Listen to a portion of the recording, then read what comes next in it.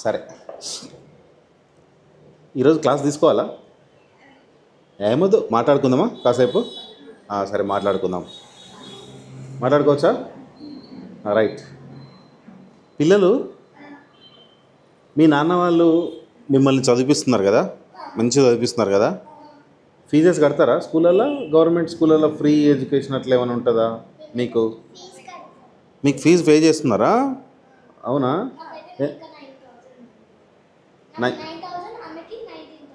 అన్నకు 19,000, నీకు 9,000. జితేందర్, నీకు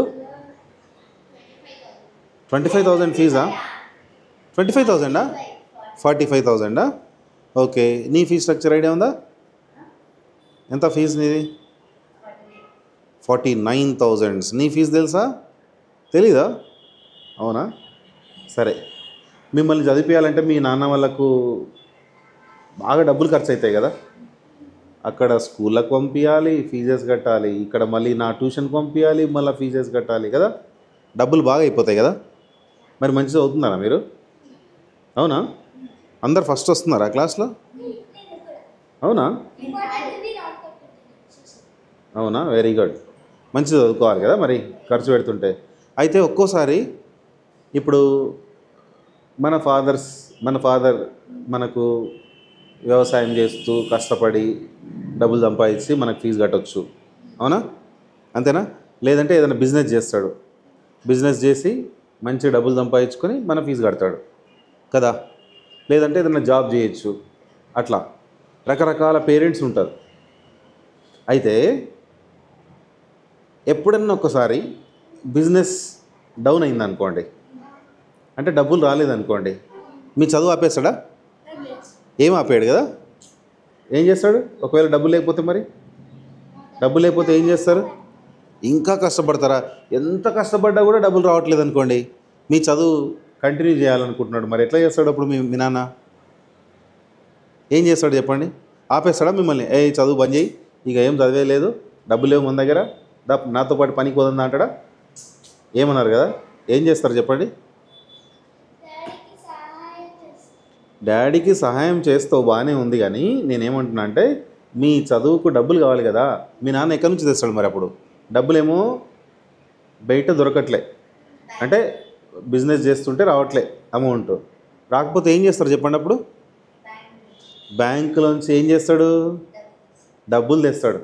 అంటే లోన్గా తెచ్చుకుంటాడు, అప్పుగా తెచ్చుకుంటాడు.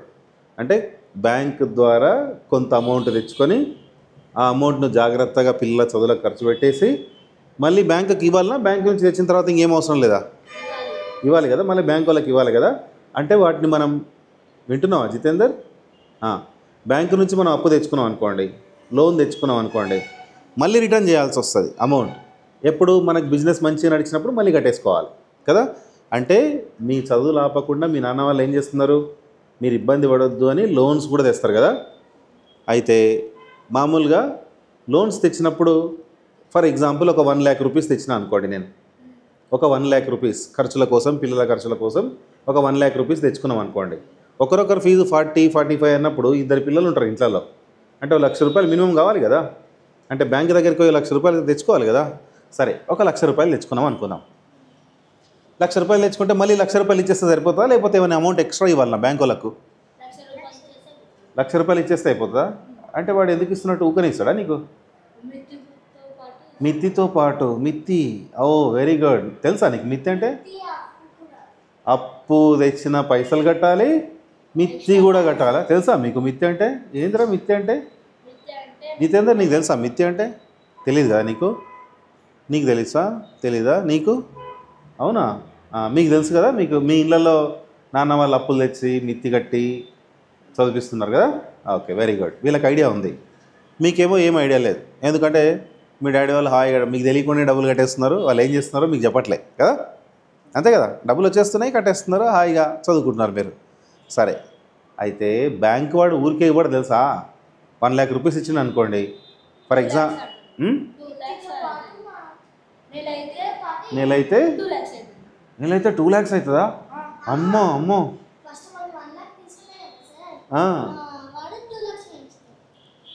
2 lakhs పెంచుతాడా?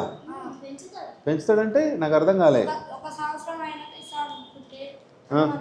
ఒక సంవత్సరం అయిన తర్వాత ఇస్తే 2 lakhs అవుతుందని తెలుసా మీకు? అవునా? నాకైతే తెలియదు 2 lakhs అవుతుందని. అంత కాదు కానీ కొంచెం అమౌంట్ అయితే అవుతుంది, మరీ 2 lakhs అయితే ఏం కాదు. అయితే ఎంత అవుతుందో మీకు అవగాహన లేదు, కానీ మీరు విన్నారు ఇళ్ళల్లో కదా, కొంత అమౌంట్ తెచ్చుకుంటే కంపల్సరీ ఇంట్రెస్ట్ అన్నది పే చేయాల్సి వస్తుంది బ్యాంక్ వాళ్ళకు కదా. కొందరు ఏం చేస్తారంటే బ్యాంకులో ఇంట్రెస్ట్ లేదని, బ్యాంకులో ఇవ్వలేదనుకోండి, మనకు తెలిసిన వాళ్ళ దగ్గర అప్పు తెచ్చుకుంటారు. అవునా? తెలిసిన వాళ్ళ దగ్గర అప్పు తెచ్చి పిల్లలు చదివించుకొని తర్వాత 1 year తర్వాత ఆ అప్పుతో పాటు కొంత అమౌంట్ ఎక్స్ట్రా కడతారు కదా. మీరు మిత్తి అన్నారు కదా, దాన్ని మనం ఏమంటామంటే ఇంట్రెస్ట్ అమౌంట్ అంటాం. ఏమంటాం? ఇంట్రెస్ట్ అమౌంట్ అనాలి కదా. అయితే న్యాచురల్గా ఎంత ఇంట్రెస్ట్ కడతారంటే మీకు అవగాహన లేదు. అవగాహన లేక ఎంతో కడతారు కాబట్టి 1,00,000 2 లక్షలు అవుతుందని మీరు ఏదో అనుకున్నారు, మీ ఇళ్ళల్లో విన్నారు కాబట్టి ఏదో డబ్బులు ఇంత కడితే ఇంత అయిందా అని వినుంటారు కాబట్టి అమ్మో అంత డబ్బులు అవుతున్నా ఇంట్రెస్ట్ కానీ ఫీలింగ్లు అయితే మీరు ఉన్నారు. ఈ ముగ్గురేమో వీళ్ళకి అసలు ఇంట్రెస్ట్ తెలియదు, నీ అమ్మాయికి లోన్ అంటే తెలుసు కదా, బ్యాంక్లో లోన్ తెచ్చుకోవడం అయితే తెలుసు అమ్మాయికి. ఇతను నీకేం తెలియదు కదా, పెద్ద అయ్యాక తెలుస్తూ ఉంటుంది ఇళ్ళల్లో ఏం జరుగుతున్నది, ఏంది అమౌంట్ ఎక్కడి నుంచి తెస్తున్నాడు నాన్న, ఎట్లా కష్టపడుతున్నాడు అన్నీ కొంచెం పెద్దగా అవుతుంటే మీకు అలవాటు అవుతుంది. పెద్దగా అయితే బిజినెస్ చేస్తే ప్రాబ్లమ్స్ అన్నీ సాల్వ్ అయిపోతాయా? ఎట్లా? బిజినెస్ చేస్తే సాల్వ్ అయిపోతాయా? అవును.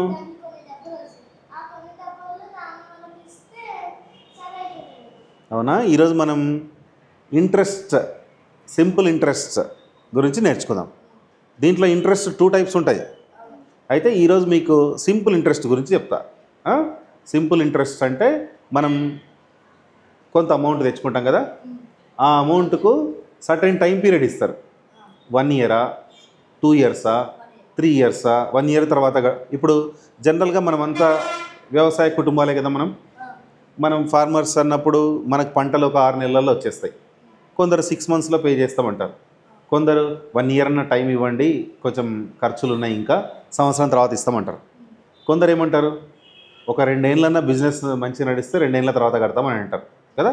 అంటే వాళ్ళ కమిట్మెంట్ ప్రకారం వాళ్ళు ఏదో ఒకటి కమిట్ అయిపోతారు. 1 year, 2 years, కొంచెం కడతారా? అదేంది?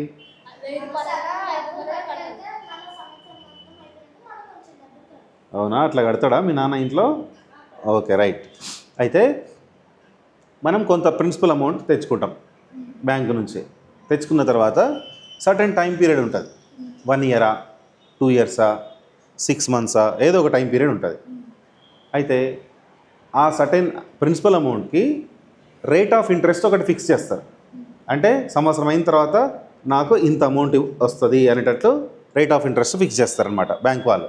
అంత అమౌంట్ మనకు నచ్చితే మనం తెచ్చుకుంటాం. బయట మార్కెట్లో అయితే బ్యాంక్లో కంటే బయట మార్కెట్లలో రేట్ ఆఫ్ ఇంట్రెస్ట్ ఎక్కువ ఉంటుంది, అంటే ఇంట్రెస్ట్ ఎక్కువ కట్టాల్సి వస్తుంది డబ్బులు. బ్యాంక్ అయితేనేమో రేట్ ఆఫ్ ఇంట్రెస్ట్ నార్మలైజేషన్, అంటే అందరికీ కామన్గా ఎట్లుంటుందో, కామన్ పీపుల్ అందరికీ ఏ రేట్ ఆఫ్ ఇంట్రెస్ట్ ఉంటుందో గవర్నమెంట్ నామ్స్ ఉంటాయి, ఆ గవర్నమెంట్ నామ్స్ ప్రకారం కడతారనమాట. అయితే బయట తెచ్చుకుంటే మాత్రం కొందరు 1 rupee ఇంట్రెస్ట్ అంటారు. 1 monthకి 100 rupees. మీకు చెప్పలే కదా, నేను మర్చిపోయినా. ఒక 100 rupees తెచ్చుకున్నాం అనుకోండిరా, బయట జనరల్గా మార్కెట్లో నడిచేది ఏంటంటే 100 rupees తెచ్చుకున్నాను అనుకోండి, నేను ఎవరి దగ్గర అప్పు తెచ్చుకున్నాను అనుకోండి, 50 rupees ఇస్తారా నెల తర్వాత? కాదురా, నేను చెప్పేది వినరా, నీకు ఇంకా ఐడియా లేదు. సరే, నువ్వు 50 rupees అనుకున్నావు కదా, 100 rupees తెచ్చుకున్నాం అనుకోండి జితేందర్, మనం అవసరం పడి 100 rupees తెచ్చుకున్నాం అనుకో, 1 month తర్వాత ఏం చేయాలి తెలుసా, మనం ఆ 100కి ఒక 2 rupees ఎక్స్ట్రా ఇవ్వాలి.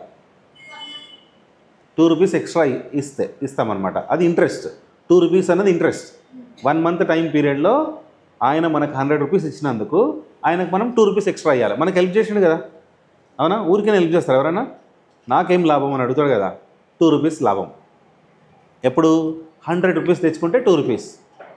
ఒకవేళ మనం 200 rupees తెచ్చుకుంటే ఎంత ఇవ్వాల్సి వస్తుంది? 200 rupees తెచ్చుకుంటే మనం 1 month తర్వాత ఎంత ఇవ్వాలి? 4 rupees. ఎట్లా 5 rupees అవుతుంది? 4 rupees అయ్యి కదా, 100కి 2 rupees కదా, మరి 200కి ఏమవుతుంది? ఇంకొక 2 rupees ఎక్స్ట్రా అవుతుంది కదా, 2 + 2 ఏమవుతుంది? 4 rupees అవుతుంది. 300 rupees తెచ్చుకుంటే 1 monthకి ఎంత కట్టాల్సి వస్తుంది? ఓ, వెరీ గుడ్. సరే, 1000 rupees తెచ్చుకుంటే ఏంది 1000కి ఈమె 20,000 కడుతుందట. Good good good. అక్కడ చెప్తున్నాడు చూడండి. అరే 100కి 2 రూపీస్ అయితే 1000కి ఏమవుతుందిరా? ఇక్కడ 100,000 కావడానికి ఒక 0 ఎక్స్ట్రా వచ్చింది. అంటే 2 కూడా ఒక 0 ఎక్స్ట్రా రావాలి, అంతేనా? మల్టిపుల్ అక్కడ 10ఏ కదా. 100కి 10 మల్టిప్లై చేస్తే 1000 రూపీస్ అవుతుంది. మరి 2 రూపీస్కి 10 రూపీస్ మల్టిప్లై చేస్తే ఎంత అవుతుంది? 20 రూపీస్ అవుతుంది, అవునా? పర్ 1000 1 మంత్కు 20 రూపీస్ పే చేయాల్సి వస్తుంది. 10,000 అయితే 200 కదా, అంతేనా? 100 రూపీస్కి అయితే 2 రూపీస్. జనరల్గా మార్కెట్లో నడిచేది 2 రూపీస్ ఇంట్రెస్ట్ అనమాట. 1000 అయితేనేమో 20 రూపీస్, 10,000 అయితే 200 రూపీస్, 1 lakh అయితే 2000. Very good very good. 2000 rupees pay చేయాల్సి వస్తుంది.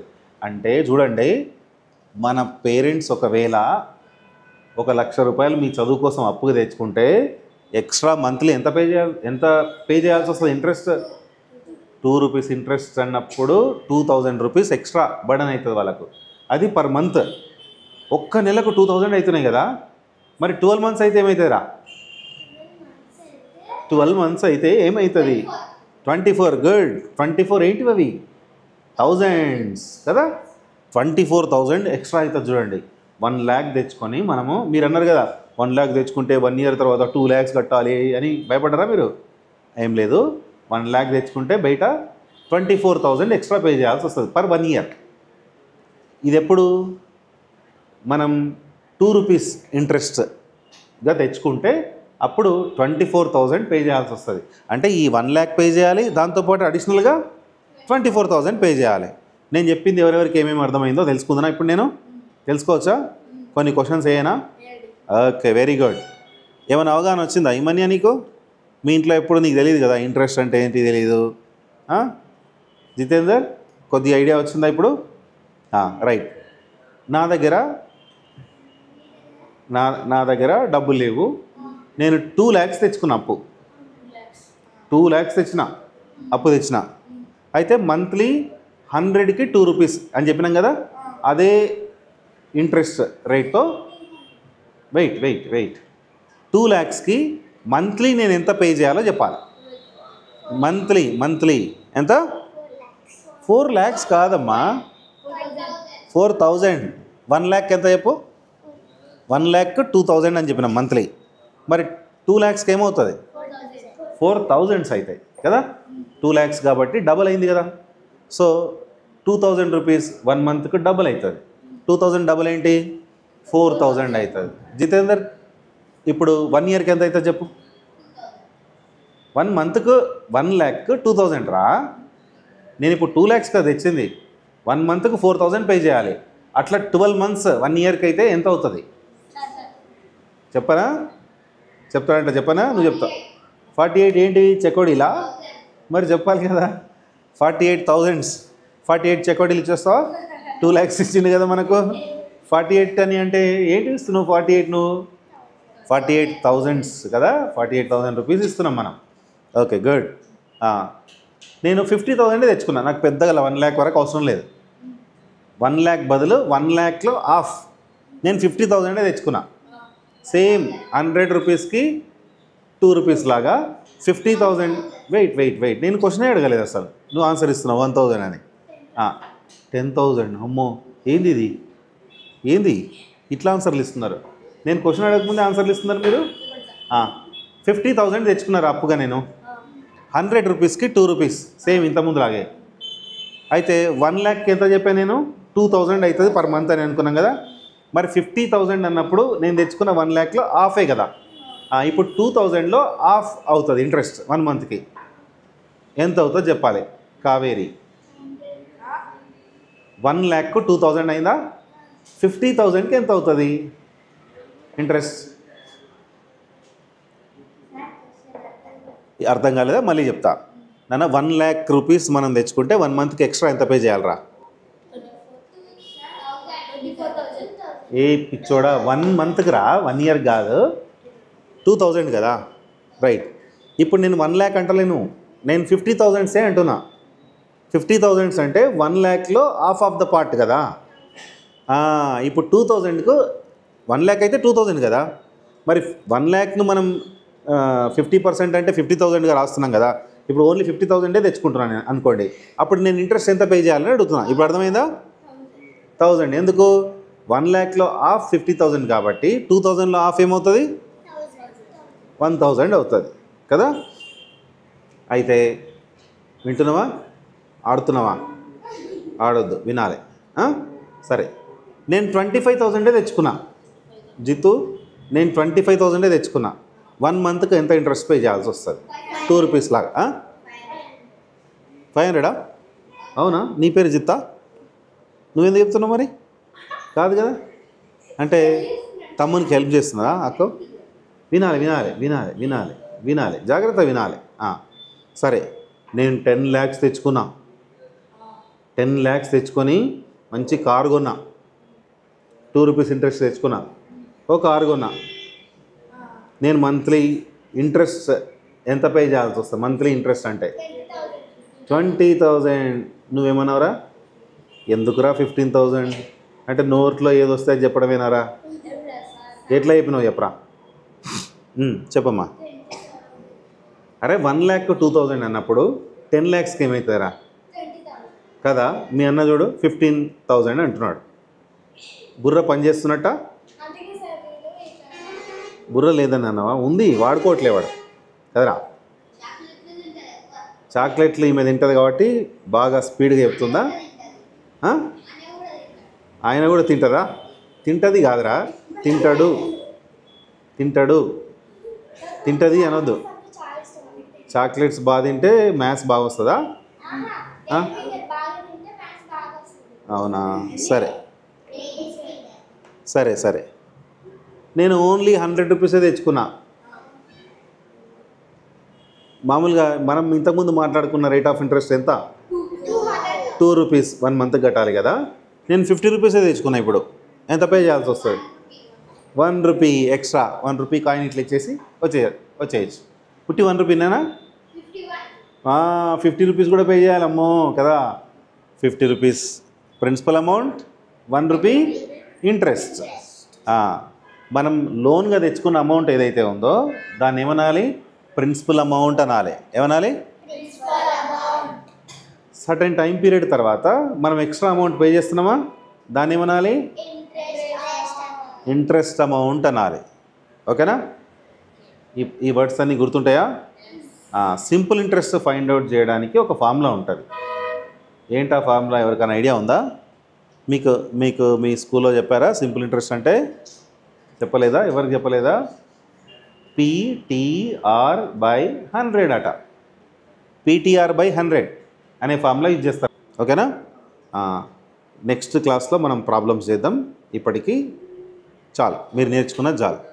ఇంకా నేను క్లియర్గా మీకు రేట్ ఆఫ్ ఇంట్రెస్ట్ అంటే ఏంటి, మనం ఓన్లీ ప్రిన్సిపల్ అమౌంట్ తర్వాత ఇంట్రెస్ట్ గురించి మాత్రమే కాస్త జనరల్గా విన్నాం మనం. ఇప్పుడు PTR/100 ఫార్ములా యూజ్ చేస్తూ ఇంట్రెస్ట్ క్యాలిక్యులేట్ చేస్తాం, సింపుల్ ఇంట్రెస్ట్ అని అన్నాం కదా. దీన్ని ఇంకా డీటెయిల్గా రేట్ ఆఫ్ ఇంట్రెస్ట్ గురించి ఇంకా డీటెయిల్గా రేపు క్లాస్లో డిస్కస్ చేద్దాం. బోర్డు పైన నంబర్స్ ఇస్తూ క్యాలిక్యులేషన్స్ అన్నీ చేసుకుంటూ సింపుల్గా ప్రాబ్లమ్స్ అన్నీ సాల్వ్ చేద్దాం. సింపుల్ ఇంట్రెస్ట్ పైన ఒక క్వశ్చన్ పక్కా వస్తుంది మీకు ఎంట్రన్స్లో. ఓకేనా? అర్థమైందా? కొద్దిగా నన్ను అర్థమైందా? Okay, very good. చలో.